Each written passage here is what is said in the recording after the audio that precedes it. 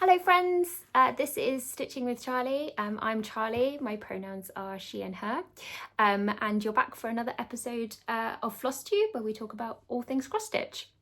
It's been about 2.5 weeks since I last saw you, which means there's quite a lot to talk about. I've got whips for you, I've got a small finish, I've got a fully finish, and we've also got my new birthday start, which if you've seen previous episodes, you know is a full coverage Gecko Rouge kit, which is very exciting. So diving straight in, let's start with a fully finish. I think possibly my first fully finished object on the channel. I do finish my magnets, but they're super easy. You just cut them out and stick a magnet on the back. This is my first time properly framing something. I thought in honor of it, we would have a different background today. As you can see, I'm very much a big fan of Kingfishers. And if you've watched before, you know that I have been stitching a Kingfisher and have now finished it. And it is now fully finished. So probably for the last time until we do a finish parade at some point at the end of the year. This is Carol Thornton's Kingfisher Frame, it's called. It's from the World of Cross Stitching magazine, April 25 edition. It's stitched on a 32 count Zweigart even weave in the colour light blue, and I stitched it 2/2 with the called for DMC threads. The only change I made to the pattern is there's a bit of back stitching on the beak, which I chose not to do because I didn't think it needed it.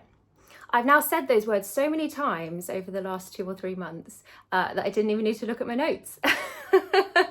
It seemed grained in my head now. Yeah, so very excited to tell you that it is now fully finished in the frame. So this has been a little bit of an ordeal. If you've watched before, you know that I'm going through a period of very ill health at the moment, and which is what brought me to stitching. So I'm very happy to have picked up this new hobby.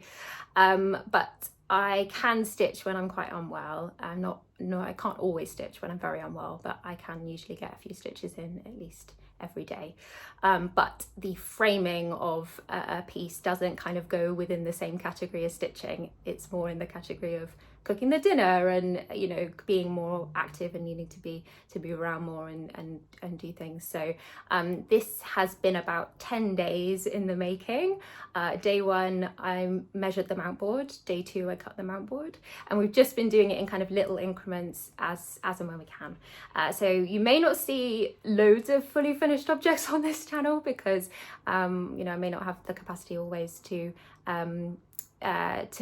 get them done, but when I can I will, because I mean it does make a piece look absolutely beautiful, doesn't it? I mean, it's so wonderful to see your work kind of in a frame that you can put up on the wall.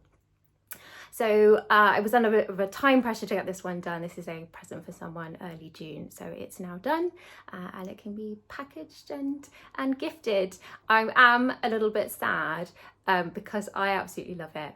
And I'm very happy about the person I'm going to gift it to, but part of me wants to keep it and put it up here with my other 2 Kingfishers, or maybe 1 Kingfishers I've stitched and one lovely piece of artwork.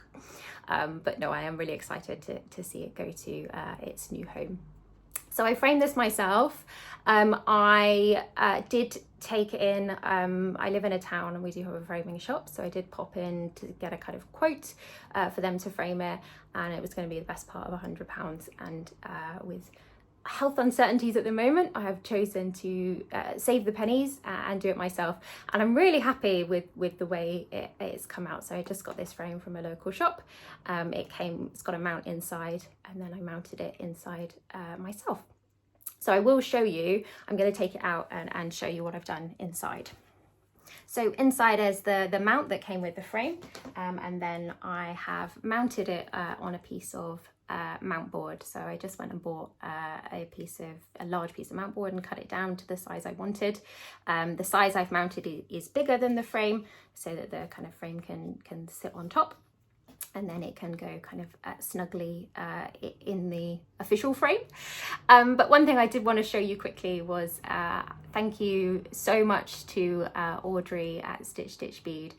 She has been so kind to me since I've started stitching. She was one of the first people to leave a comment on my first video. I think she was one of my first ever viewers, and she'd also continued her support over the last couple of months, and you know, she's just been wonderful.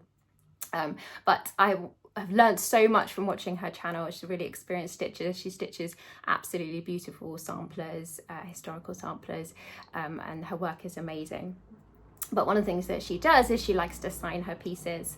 She, I think hers is a little lion and her initials, and I just kind of loved that. And I thought, I have spent so many hours working on this piece that I wanted to sign it, which maybe is a little bit vain, but kind of no one's going to see it. And I think it's, I just think I'll know it's there. And if it ever kind of comes out of the frame, it's, you know, a little bit of history on it, and I will write on the back as well, you know, the year and the artist and things like that. So if it ever kind of makes its way out of my family and if someone else finds it, then they'll know a little bit of the history of it.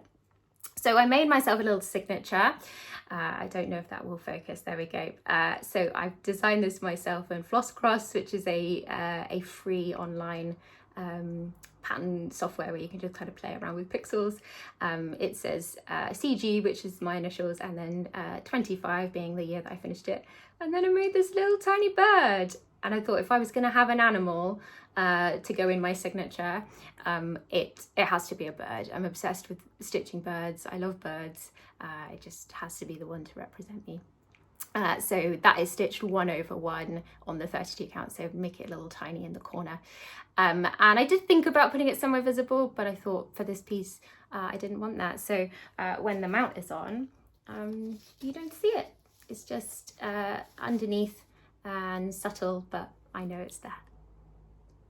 Yep, so that is off to its new home, and yeah, I will be sad to part with it, but I will be happy to see it on the recipient's wall when I get to see them. So it's going to my mum for her birthday, and I'm hoping that she'll love it. If you want the story of why the Kingfisher is important to me and my mum, it's in previous Flosstube episodes. I won't bore you with it again. So just a quick look at how I actually, got the fabric over the mount. I watched many different YouTube videos on lacing and pinning and all the different things. I sort of amalgamated them all together into my own approach. What I have done for this one is the mount board, I have just pinned it at the side. So I used some sewing clips to stretch the fabric over first, and then I just started pinning until I was happy with it. I've pinned down either side. The plan was to kind of pin it first and then lace it, but actually I found that these short sewing pins were actually pretty sufficient to hold it. And then on the back, it is just stuck, the excess fabric is just stuck down with acid-free double-sided sticky tape. So that was kind of a simple way. I had thought about lacing it, but actually you can see that my margins on 3 sides are not very big, and the fabric isn't serged. When I was stitching it, I had it, I had a kind of pink and brown whip stitch around the outside to keep it from fraying too much. But when I finished it, I didn't want to keep that because it wasn't very neat, it wasn't very attractive.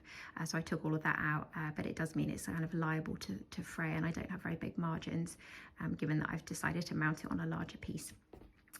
So that's what I did, just went with the pins. I think if I was doing this as a kind of a flat piece to kind of put on an easel or a flat fold or something like that, that wasn't going to have a mount in it, I probably wouldn't do it this way, because you can see it sort of puckers slightly at the edges where the pins are, and also you can see the pins on the side. So you could put something over that, like a cording or ribbon or something, but I do think having the pins in this type of mount board, which is just a standard mount board from a craft shop, I think is probably not ideal, but once it's in the mount and in the frame, the bit around the stitching is pretty smooth. It's just sort of puckers where those pins are, where they go in. Ta-da! A transition so dramatic it has changed my clothes. It's a different day, don't tell anyone. Shh. Before we dive into the rest of the stitching, we do have a giveaway winner to announce. So last video, I had asked you to leave the word magnets in your comment if you wanted to be entered into the draw. I randomly picked a winner, and the winner is counting my stitches. So this is the point where I'd usually say, if this is you, please drop me an email. But actually, I know that this is Catherine. Me and Catherine have become friends through Flosstube. We talk occasionally and we stitch occasionally together, and I've had a really lovely time getting to know Catherine. So congratulations, Catherine. I will send you an Instagram message to get your address. So I'll send you the supplies. There may be a slight delay because my local craft shop is out of the magnets. I keep going in there, you know, on a kind of weekly basis, and they're always out of stock. I've asked them 3 or 4 times now, and they keep saying, yeah, we'll get some soon. So I'm going to give it another week or so, and then I'll probably have to buy them online because they don't seem to be getting them in stock. And also, I need some more, so I'll get that sent out to you at some point soon. So also quick YouTube plug. I always forget to do the YouTube plug. If you're not already subscribed, please do subscribe. I'd love it if you wanted to leave a comment. I love having a chat in the comments. If you're not the kind of person who wants to leave a comment, and not everybody does, please hit the thumbs up because it helps out a lot. Great, so we have 2 new starts. It was supposed to be 1 new start, but I filmed the other part yesterday, and then I had another new start last night. So now we have 2 new starts to talk about. The first one is my full coverage Gecko Rouge kit. So this is my birthday start. My birthday is actually tomorrow. And thank you to everyone who's joined in the birthday stitch along. So I've been inviting you in May to stitch on something inspired by nature. Don't have an official hashtag, just, you know, stitch on something that is nature inspired. Thank you so much to all the people that have tagged me on Instagram or sent me a message to say that they've joined in. It's made me feel really connected to the world, and in a time when I've been a bit socially isolated, it's just been really lovely. So thank you so much, and thank you to those of you that have joined in your own way, on your own. I hope that having something to kind of stitch along with other people has been nice too. So my inspired by nature is this Grundy piece of artwork that is called Beyond the Blue. It is kitted by Gecko Rouge, which is a UK company who license artwork and then kit them up for you. You can't buy patterns from Gecko Rouge. You can only buy a full kit. And I would also like to say thank you to Anna, the alchemist stitcher. She is the person who put me on to Gecko Rouge kits properly. She has a video a couple of months ago now, which is her Gecko Rouge kit parade. She's got loads of lovely full coverage projects on the go, and I just fell in love with them after that. After watching that video, and then they've been in the back of my mind ever since, thinking I really want to do one. They've been calling to me, Charlie, start full coverage. So yeah, this is the one I've chosen is a Joe Grundy. I loved all the Joe Grundys, but I ultimately went for this one. So new start. Before I show you my progress on it, I just wanted to show you, if you haven't had a Gecko Rouge kit before, how the threads come. So they come in this booklet, they're pre-sorted, and you get them in this booklet, and then, you know, the different layers of them. So I've been finding this is really easy. Not only is like the thread just so lovely, seeing them all together here, all the lovely colours, it's just so nice. I like to, it's very tactile. Also, it's been like worn on people's heads as a wig a couple of times. So I think it's a really lovely way that they present it. They come with these, like, they're with loops like this, and the idea is that when you need that colour, you just snip through the loop, and then you can just pull them out like you were using a normal floss drop. That will get you, I think it's half a metre, so that's fine for me because I'm doing a small count, so my count is 28. I'm doing 2/1, but that length of thread has been absolutely fine. I think if you were doing a bigger project and you wanted to work with longer lengths, you could untie them and then kind of fold them out once and then cut them. Normally my floss drops are 1 metre lengths, and these are half metre lengths, but it's not a problem. The only criticism with Gecko Rouge kits so far is this is a lot of thread, and obviously a lot of it will go into the project, but they aim to give you 40% more thread than you would need so that you don't run out, which I absolutely love that. I think that's good. It's kind of the way the kit should come. But my kind of eco-friendly mind doesn't love that, because these are DMC, but they won't give you the DMC numbers. So at the end of the project, I expect that I will have all these beautiful colours that I can't then add into my collection. And unfortunately, most people, that will mean that they'll probably go to waste. When I finally finish this kit, I will try and do something with them. It's going to be a little while. It's not going to be tomorrow. But that is my, my only slight kind of, niggle with it. I understand why they do it. They won't give you the numbers because they're concerned about copyright. So they don't want people reproducing their charts online. And the only way you can buy the charts is with a kit from them. So totally understand why they do it. It is just kind of setting off my kind of eco-friendly, low waste bit of my brain that would, wants to make sure that all of this thread is used or passed on to someone else. And if you had the DMC numbers, it would be much easier to actually make sure that you're incorporating it into another project. So I have made a start, quite a big start for a full coverage. I've put in 2,312 stitches. We are at 2.75%. I know that Adelaide, at Adelaide Stitches, she says she has to get all of her full coverage projects to 5% and then she can buy a new one. So maybe in next month I will be like, I'm at 5%, great, let's buy a new one. I have talked about that in my house and the reaction was, I don't think that's a good idea. So maybe 50% and we can start a new one. No, I think I will stick with this one for a while. So I am doing 2/1 stitch on a 28 count, and this is where we're up to. I am using kind of a mixed method of kind of cross-country and parking. So I'm kind of taking a thread as far as it is reasonable to go, and then when it's not practical to keep going, then I'm parking it. I saw my dad this week. And I showed him this, and obviously it doesn't really look like much at the moment because this is the top of kind of some trees and sky and things, and with big full coverages you've really got to stick to the process, haven't you, and really got to kind of hold your nerve and keep going. And he listened to me talk about it, and I told him how I was parking the threads, and then he said, oh, that's great, can I see the front now? And I had to say, that's the front. That was really made me laugh. I thought it was great, and I'm gonna show you the back because oh my goodness, it's messy, but I kind of love it. It's like abstract art. I have been trying on most of my other projects to keep the back really neat, and this one I've given up. It's too tiny to run every thread that's moving through other threads, and I think given that it's full coverage, they'll all kind of work their way in. And I kind of love it.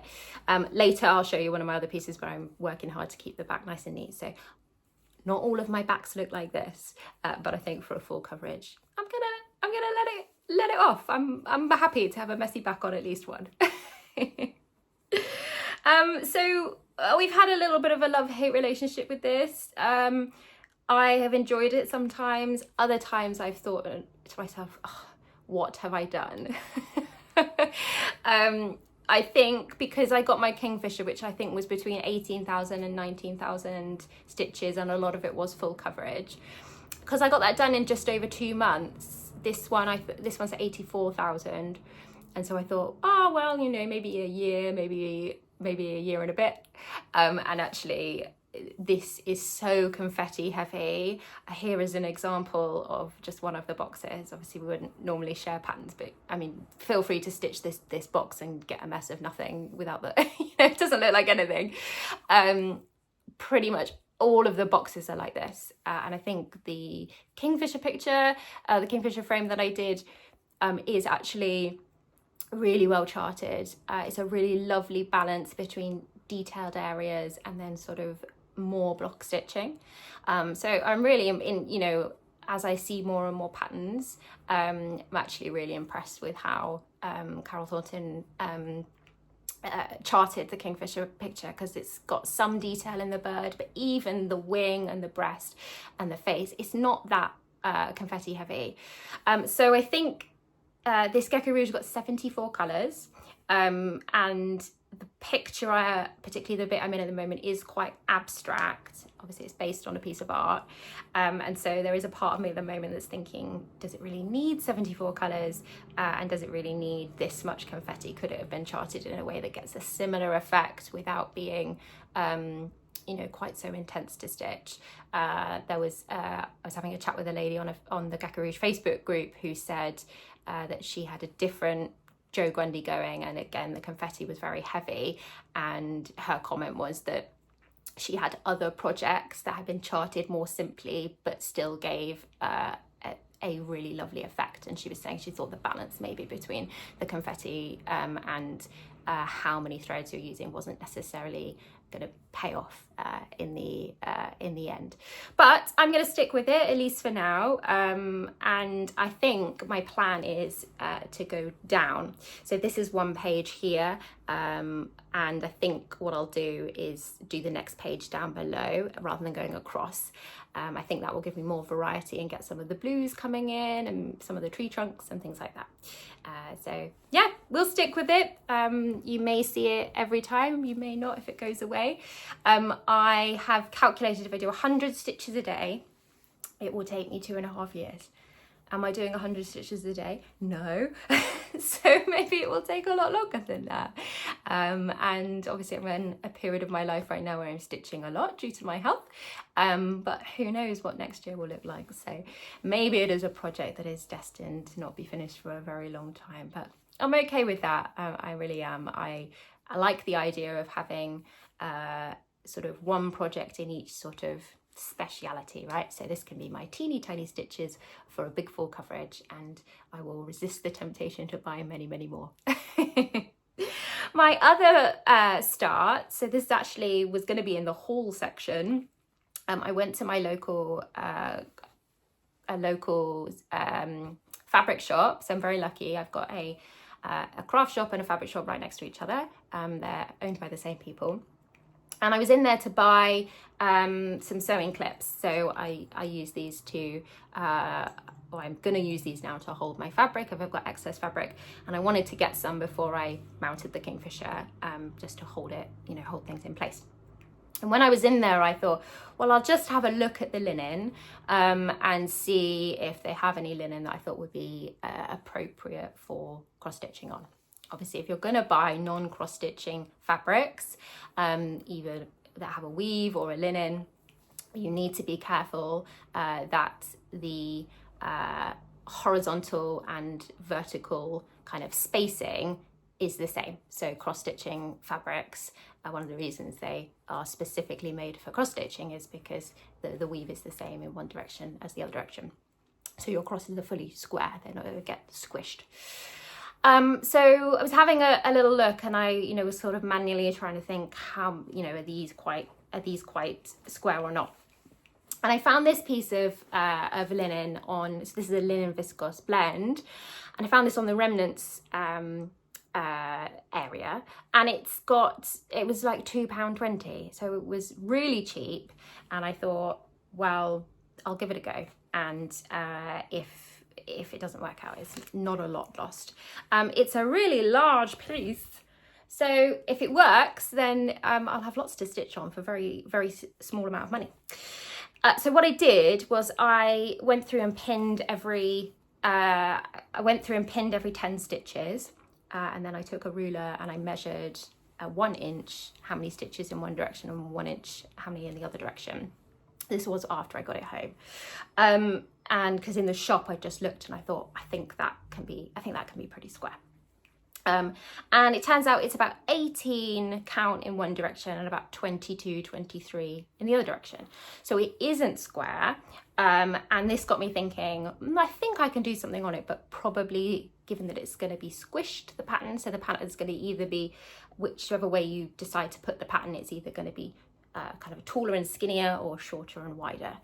So I thought, well, it's probably not appropriate for anything realistic. So let's not do a bird on it, let's not do an animal on it, let's not do anything circular unless you want that to kind of elongate into an oval shape. That might be quite fun to do.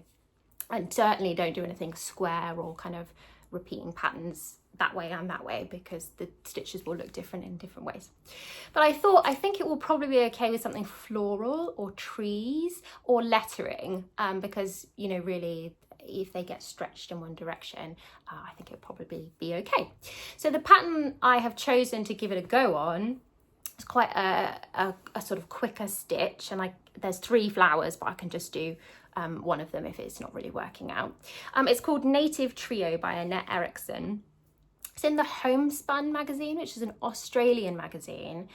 So I get all of my magazines through Libby, through my local library, which is a great way to get them all for free. It's absolutely fantastic. It's a wonderful source of cross-stitching patterns for a very low price, being free.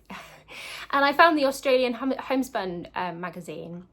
Now, I would say if you are predominantly a cross-stitcher and you have to pay for your magazines, it's not one I would recommend. They don't always have a cross-stitching pattern, but occasionally they'll have just one in the whole magazine. There's other things in there, quilting and other home kind of design craft things. But I found this one, and it's in the August 23 issue.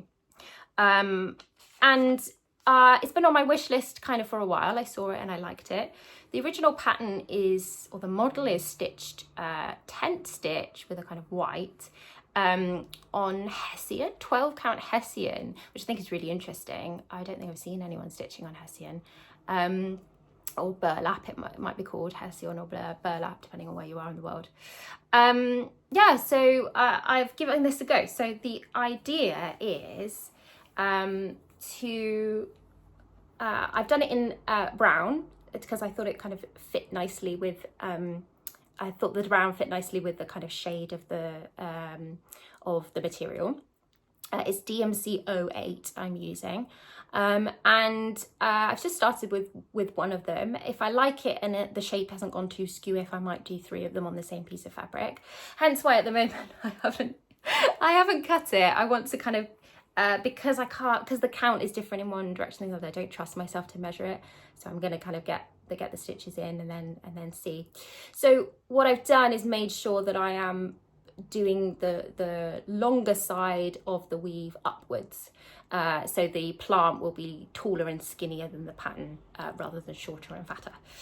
And the crosses are, you know, you can see that in places they're not very square. But I think overall effect is working okay.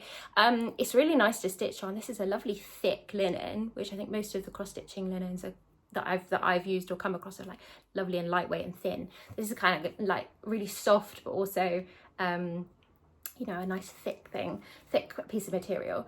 It is easy for the needle to go through. It's easy to find the holes, but you do have to be careful because the fibers are quite thick. It's easy to pierce them. So one thing you've just got to be careful is, you know, that you're actually going right down the hole and that you're not piercing through the fabric. But I'll keep you updated. It's a little bit of an experiment, and we shall see. I like the idea because my local craft shop has some fabrics. I've got a lot of Ada.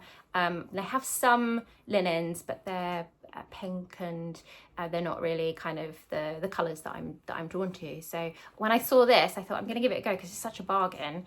If it works, then why not save some money? Okay, I have one finish to show you, and that is a new magnet, and it's a little owl friend. Oh, he's so cute. So I had shown you this before in a couple of episodes, but all I had was kind of a little bit of the top of the face and a weird eye. So I wouldn't expect anyone to remember. It's from a pattern called Woodland Friends by Jane Schofield. It's on the gathered.how website. They have some free patterns on there. Gathered are the overarching group who produce World of Cross Stitching magazine, and other crafting magazines. So they often kind of have little freebie patterns on their website.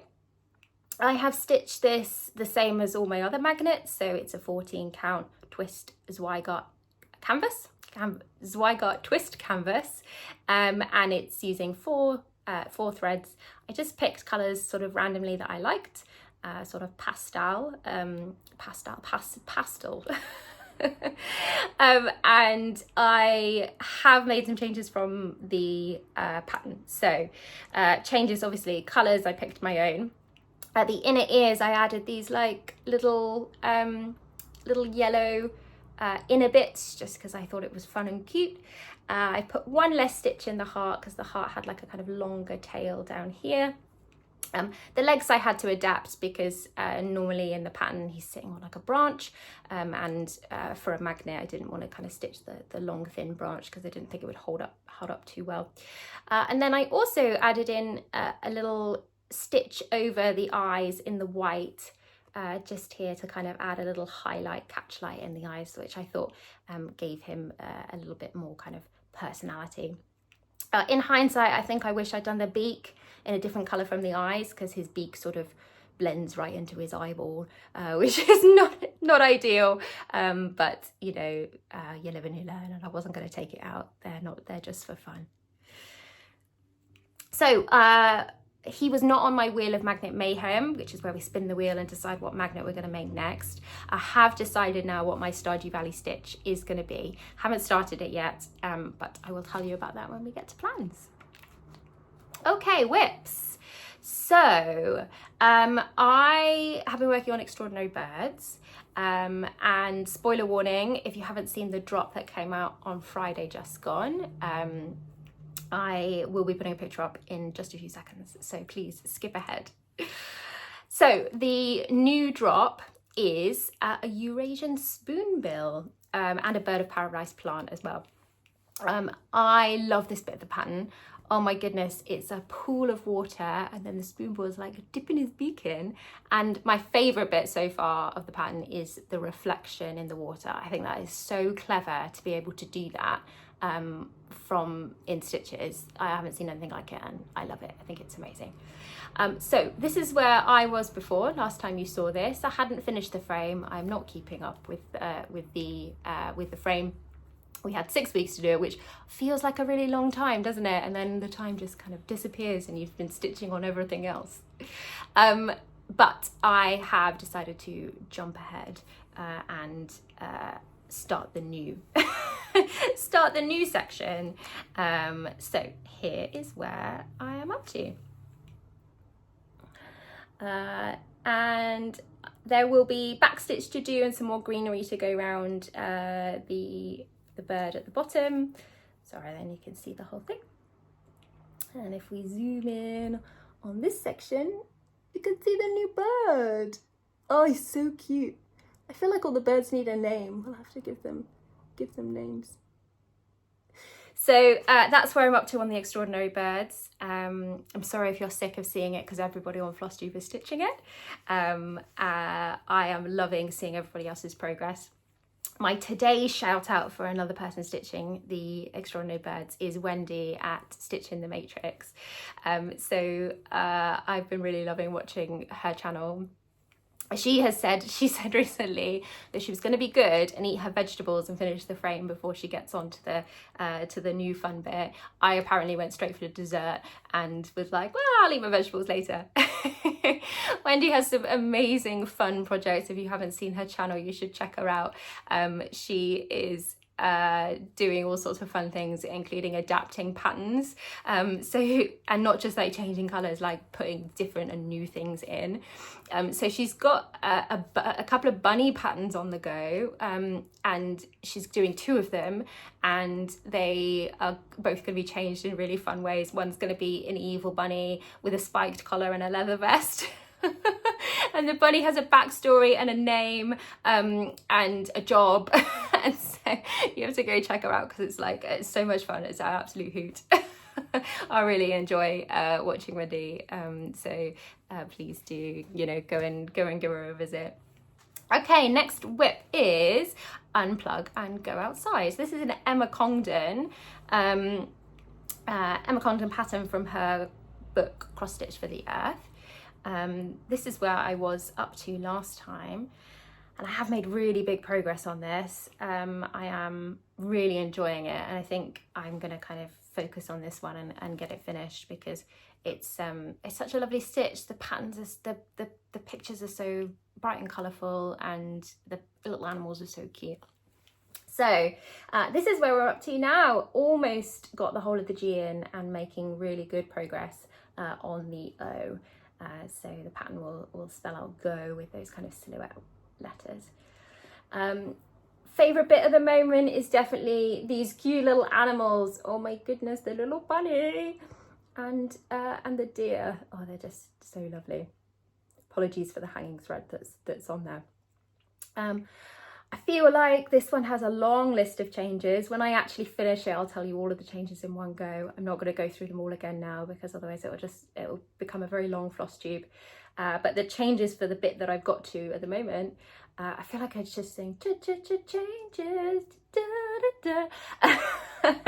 I am not always a fan of a single black cross stitch for an eye of an animal. I just think sometimes it can, you know, in video games when something dies and they put the crosses in the eyes, for some reason it just reminds me of that. And so for the animals, I have stitched the background colour right across the face, and where that single black stitch for the eye is, I'm going to put a French knot to finish it off. So for a while they'll look kind of blanked faced, but I'll just add a little French knot at the end. And to prove to you that I can do a neat back, this is the back of Unplug and Go Outside. Because it's white, I'm trying very hard not to carry my threads across the back so that it doesn't show through. So this top section, I weaved them all in and started new threads for each letter, and keeping the back nice and neat. I have got one or two knots in it, but yeah, I think there's always going to be a few knots in the back. Next one is Flight of the Flock, which is from Max Pigeon's book, Cross-Stitch in the Forest. I should say the Unplug and Go Outside and this one are both stitched on a 36 count white even weave, and the Extraordinary Birds is the 36 count 2 on a Zweigart linen. So this is where I was up to last time on this one. I just love this pattern. It's so lovely. The colour pattern's lovely. And it's really relaxing to stitch until you work out that you've put your geometric shapes in the wrong place, and then you have to unpick it all. Less relaxing when that happens. Here's where we are now. I've got a full bird in. I love that. The bird is done in a silhouette. It's just amazing. I think it's awesome. Like, the design is just wonderful. So last time I showed you this, I had made a mistake in one of the geometric patterns on this side, and so I'd had to kind of shift a few over to kind of fix them. This time I've changed one of the geometric patterns on the other side, these little bits down here. I have changed them slightly, and that one is kind of personal preference. I wanted to keep the repeating pattern going all the way across when it joins the other colour. So there's a few little changes there. Yeah, really love this one. Do we say that about all of our projects? Yes, we do. But I think this one hopefully will have a lot more progress soon. Although it won't if I keep starting new things, will it?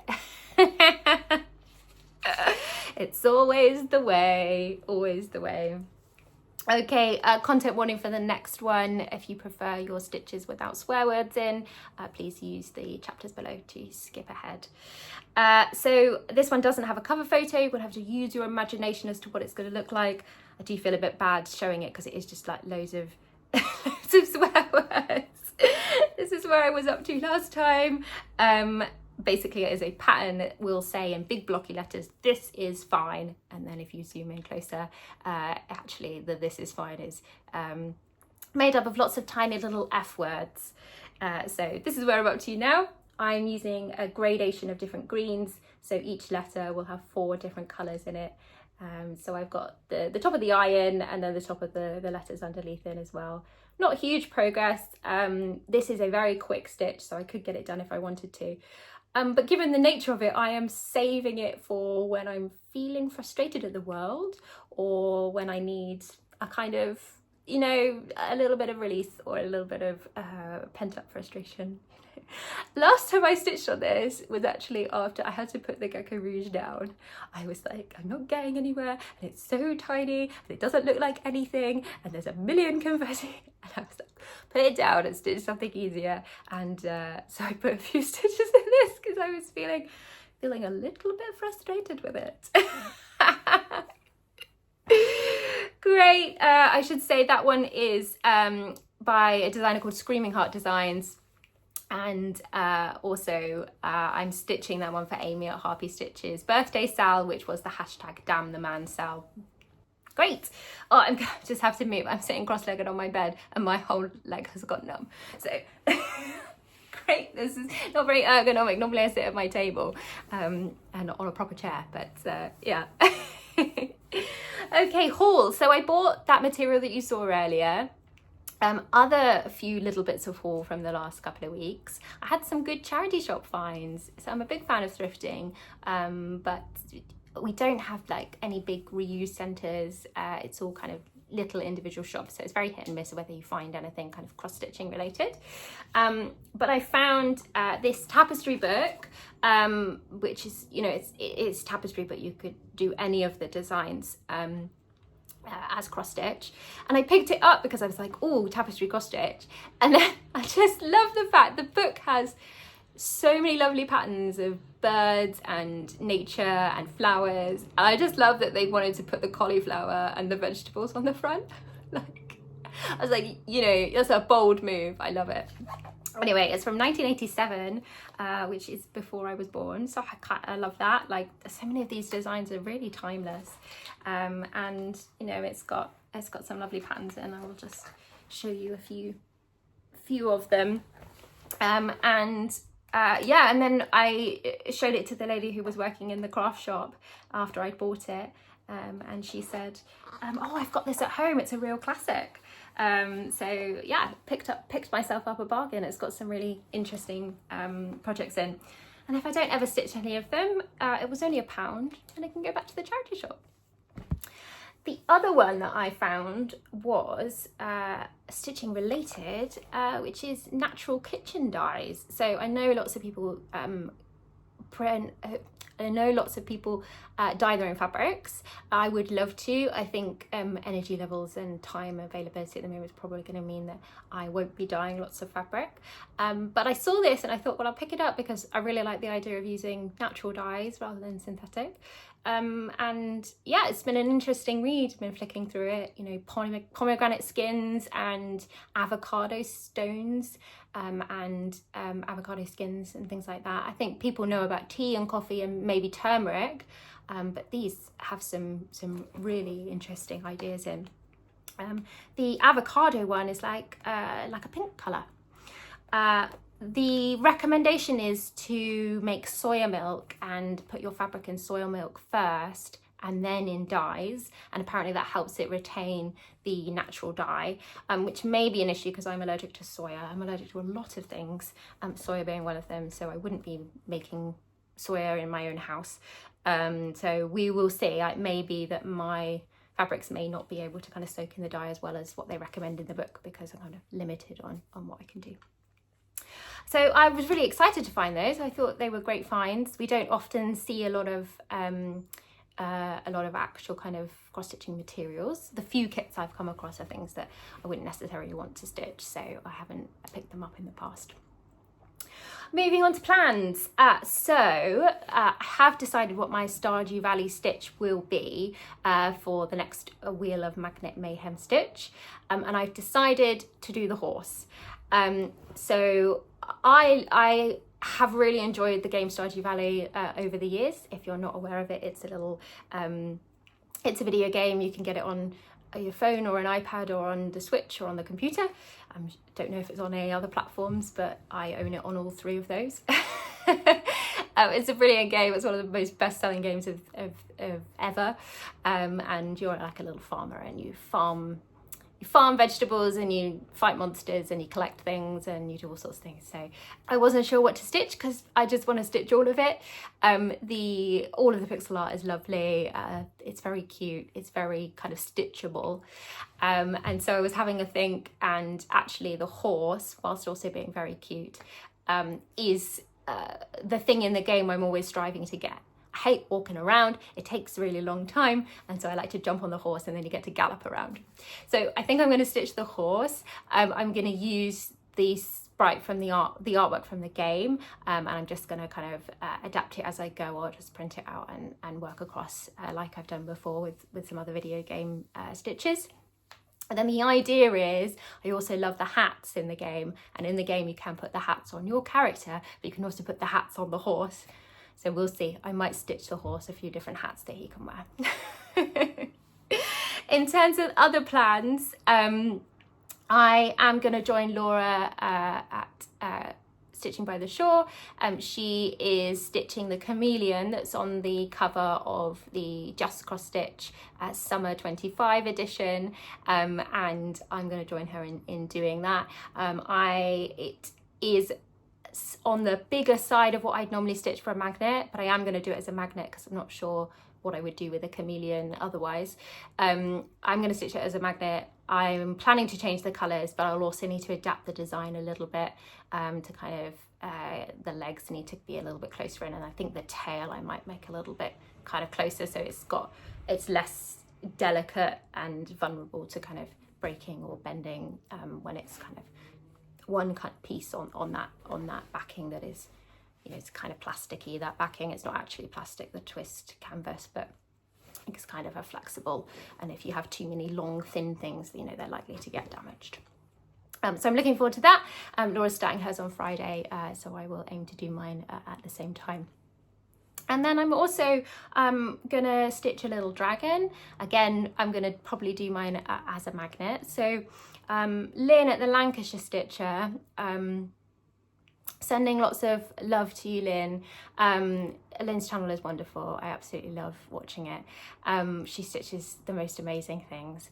Her mum isn't very well, and she had a very cruel comment left on her channel. I will, won't go into the details. You can go and watch it. But in response, she has started a hashtag and a dragon stitch along. So the hashtag is dragon stitch for mum. So I haven't got time or space in my whips to start something big, but I will be stitching a small dragon to add to the magnet collection to join her stitch along.